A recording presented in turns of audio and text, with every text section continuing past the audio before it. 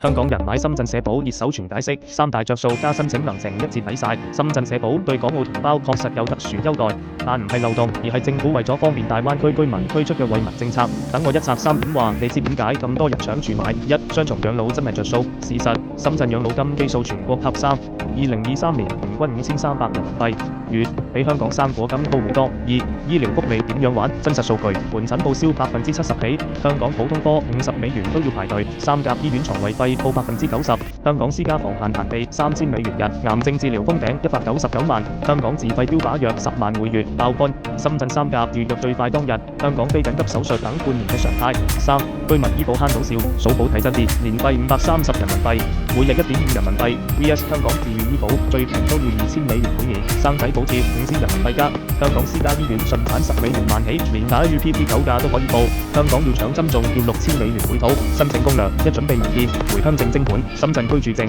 PM 打66話你知，大陸銀行卡易辦理方法，正路自己去福田社保局，地鐵3號線小年宮站拎號排隊，3生效時間，居民醫保次年生效，靈活醫保4月生效。